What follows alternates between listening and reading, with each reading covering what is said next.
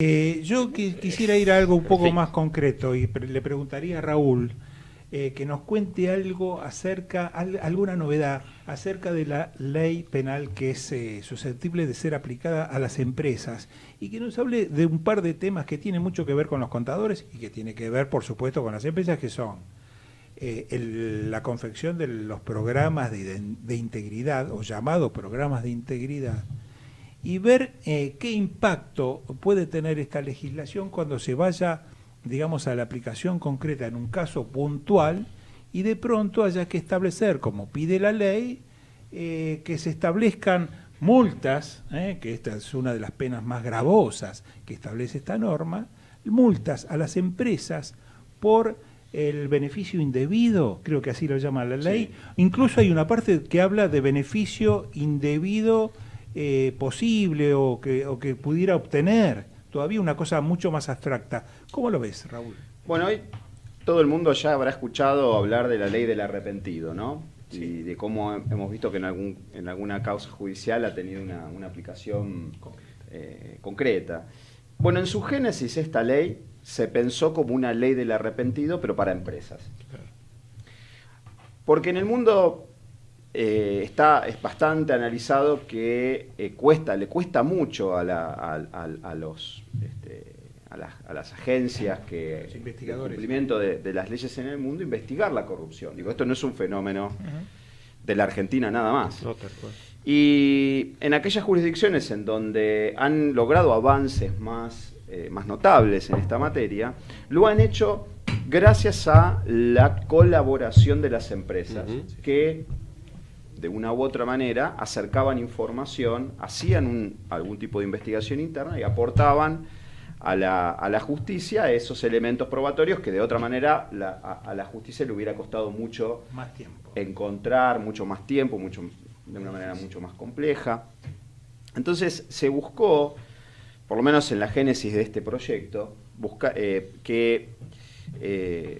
incentivar a las organizaciones a que se autodenuncien, a que se presenten, como pasa en otros lugares, y hemos tenido casos de empresas en el país que se han presentado en reguladores de Estados Unidos, por ejemplo, porque tienen ahí negocios o porque cotizan sus acciones en ese país o porque han emitido deuda en bolsas de Estados Unidos y se presentan en esa jurisdicción y dicen, bueno, tuve este problema, voy a hacer esta investigación, acá están los resultados.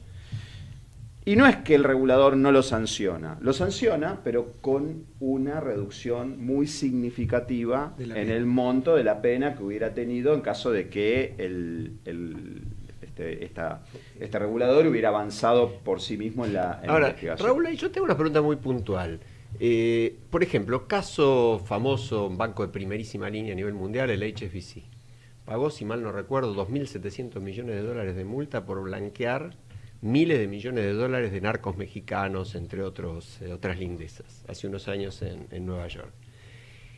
Cuando llegas a ese tipo de situación, ¿eso sirve para que no lo hagan de vuelta? Porque uno saca la cuenta de cuánto ganaron con el blanqueo y de cuánto pagaron de multa. Ojo, yo estoy con vos en que es muy difícil, Alfredo lo dice siempre, llegar a la investigación. Prefiero la plata en la mano. Después por ahí tenemos tiempo de decir dos palabras del caso de Jaime hoy en una escala ínfima en la Argentina.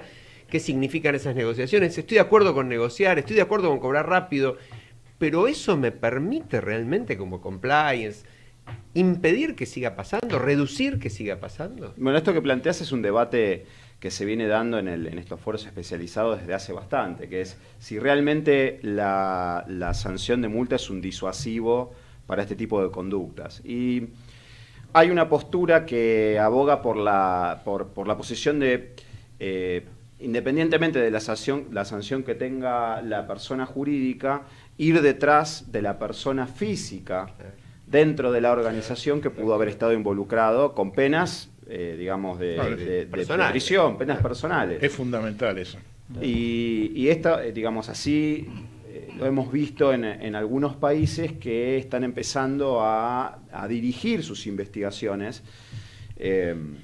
Digamos, yo les puedo mencionar la actividad que hemos visto por una ley concreta que tiene Estados Unidos, que es la Ley de Prácticas Corruptas en el Extranjero. Es decir, las cosas hechos de corrupción de empresas que cotizan en Estados Unidos pero que ocurren fuera de ese país. Y desde que esa es una ley que se sanciona en el año 77, producto del caso Watergate, que tuvo que ver con cómo algunas compañías tenían cajas negras que usaban no solo para financiar campañas políticas, que fue lo que terminó con la caída de Nixon, sino también para pagar corrupción, digamos, para pagar coimas en países, digamos, fuera de Estados Unidos. Entonces, uno ve la evolución de los casos en ese país. Digamos que la ley no tuvo mucha actividad hasta mediados, fines de los 90. Y de ahí para acá ha habido unos casos resonantes que han hecho que se hayan ido incrementando las sanciones, las multas, en cientos, miles de millones.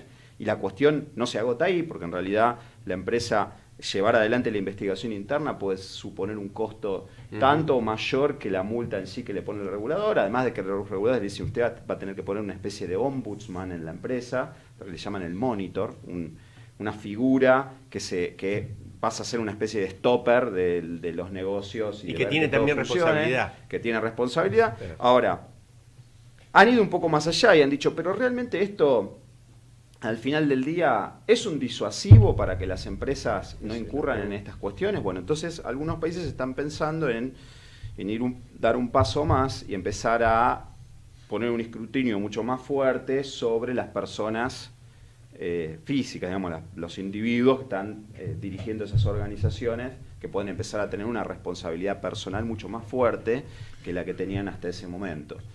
En ese sentido, nuestra regulación con estas nuevas leyes no cambia demasiado, porque ya todos los delitos del código están mencionados, que tienen que ver con corrupción, están mencionados en la ley penal empresaria. Todas esas sanciones ya estaban previstas para los empresarios que eventualmente estuvieran involucrados. O sea que eso no cambió. Lo que cambió sí es que ahora la persona jurídica puede tener una multa. Contanos en 3 palabras qué es el programa de integridad. ¿Para qué sirve? Y básicamente es el mecanismo que tiene que haber en una organización para que la organización esté en condiciones. Primero, el principal, estar comprometida con una manera transparente de hacer negocios, digamos.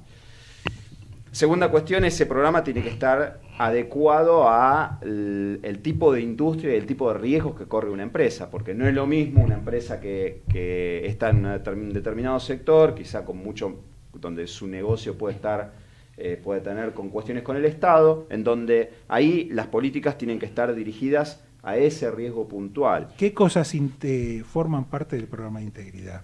Primero y principal, el compromiso de la alta dirección, es decir, el compromiso ¿Cómo se materializa? ¿Con un código de ética?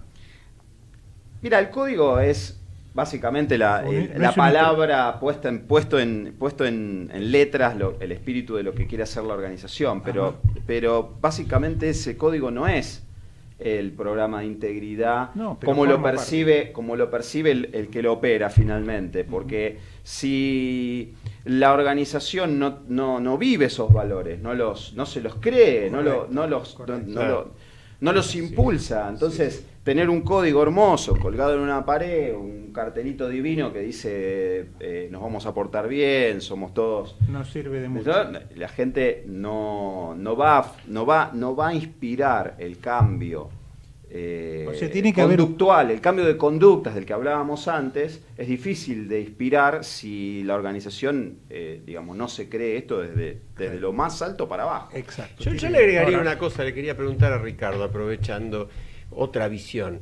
El tema efectivo, digamos, ¿cuál es la medida más efectiva para evitar, para ponernos un poco dentro de la ley? Y ahí me pregunto, la idea de que lo que se puede obtener como beneficio a través de actos ilícitos o corruptos o fraudes, se puede perder, hay muchas posibilidades de que se pierda patrimonialmente. Es decir, si las acciones civiles, por ejemplo, de recupero de los hechos de corrupción, las indemnizaciones por los daños causados prosperaran, si un empresario sabe que lo que gana lo puede perder, ¿eso no es un disuasivo aún más fuerte que la pena de prisión? Sí, por supuesto.